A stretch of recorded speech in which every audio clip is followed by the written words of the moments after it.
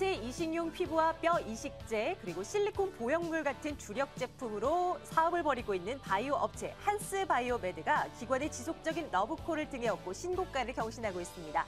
한스바이오메드의 신고가 hin질에 걸림돌은 없는지, 지금 추격 매수가 가능한지 김종효의 신고 신저가에서 집중 진단합니다. 네, 오늘도 김종효 연구위원과 함께 신고가 기록하고 있는 종목 하나 들여다보겠습니다. 한스바이오메드 정말 잘 나갑니다. 이유부터 들어볼게요. 네, 일단 뭐 좀 전에 소개해 주셨던 대로 이 제품의 주력 제품은 실리콘 보형물, 주로 이제 성형과 관련된 그런 제품들이 많습니다. 그런데 이제 뭐 우리가 흔히 이제 가슴 성형에 쓰이는 그런 실리콘 보형물도 있지만 나머지 제품들은 주로 이제 성형과 관련되어 있지만 치료 제품이라고 볼 수가 있거든요. 뭐 뼈 이식제라든지 인공 네네. 피부라든지 이런 쪽입니다. 그래서 이와 관련돼서 시장에서 좀 주목을 하고 있는 것 같고요. 또 하나 이제 중요한 건 뭐냐면 이제 이 업체 같은 경우에 수출 물량이 점점 확대되고 있다라는 쪽에 무게를 두고 있습니다. 그래서 그동안 이제 한국에서의 허가 품목이 좀 증가하는 모습들, 또 해외 쪽에서 허가 품목이 증가하면서 우리나라를 제외하고 가장 성형을 많이 하고 있는 국가가 뭐 그리스, 이태리 같은 유럽 국가, 그다음에 4, 5위권을 기록하고 있는 것은 중남미 국가들이거든요.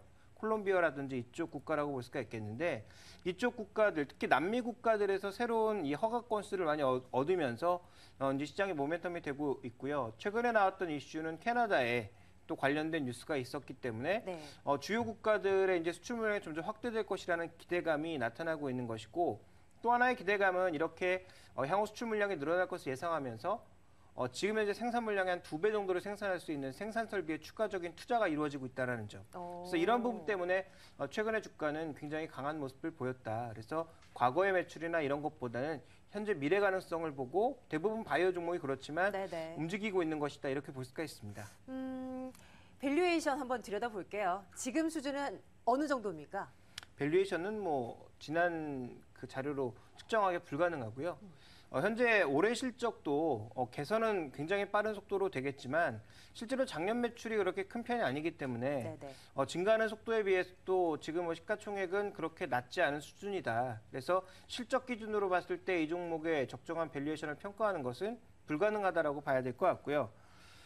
성형 시장의 이제 성장이 중남미 시장에서도 소득이 증가하면서 굉장히 빠르게 증가하고 있죠. 특히 뭐 콜롬비아 같은 쪽에서는 굉장히 많이 증가하고 있는 모습입니다. 특히 뭐 브라질을 비롯한 중남미 국가에서 전반적으로 증가하고 있고, 그다음에 말씀드렸던 대로 뼈 이식제, 인공 피부와 같은 추가적인 연구 개발 과제들이 치료 관련된 부분이 많다라는 측면에서 향후 좀 양호한 그 성장성을 예상해 보고 있기 때문에 현재 이 종목의 밸류에이션은 성장성에 부과된 것이지 과거 실적이라든지 현재 기대 실적에 나타나는 것은 아니라고 보고 있고요.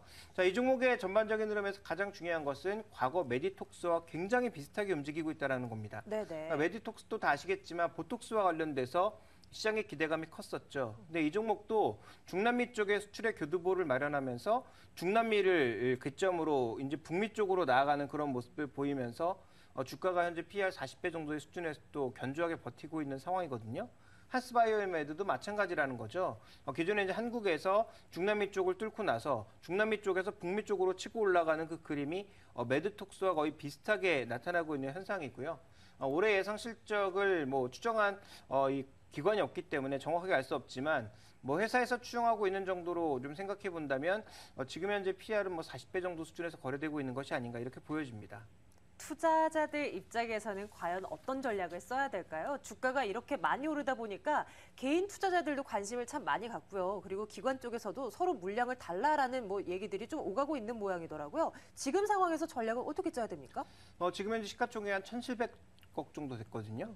그러다 보니까 이제 기관도 서서히 만질 수 있을 정도의 시가총액 규모가 됐다라는 거죠. 그러면서 기관의 러브콜은 실제로 이 종목의 주가가 훨씬 낮았던 수준 때부터 계속 이어졌는데 실제로 이제 시가총액 규모가 작다 보니까 기관의 이제 물량으로 잡히진 않았지만 기관들이 사려고 하는 물량들은 과거에부터 계속 대기하고 있었다라는 거죠. 그래서 일단 주가의 추가적인 상승은 아마 이제 성장 구도가 이어지는 한 나타나지 않을까라고 보여지고 있는데 전략상으로 보면 포트폴리오 내에 어느 정도의 비중을 실었느냐가 제일 관건인 것 같습니다.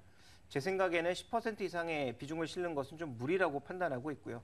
그렇다면 지금 구간에서 추격 매수라든지 비중을 늘려나가는 것은 조금 위험한 전략이다라고 판단하고 있습니다.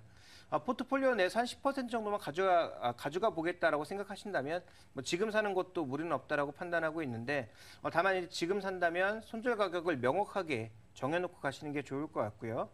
실적 발표 구간에서는 변동성이 커질 수 있습니다. 미래 기대감이 굉장히 높은 종목일수록 현실에 실적 발표가 될 때 변동성이 커질 수 있는 구간이거든요. 그러니까 신규 매수를 생각하시는 분들은 실적 발표 일자를 좀 확인을 하시고 네. 실적 발표일을 전후로 해서 변동성이 나타날 때 좀 더 싼 가격에 사는 것이 좋지 않을까 판단하고 있습니다.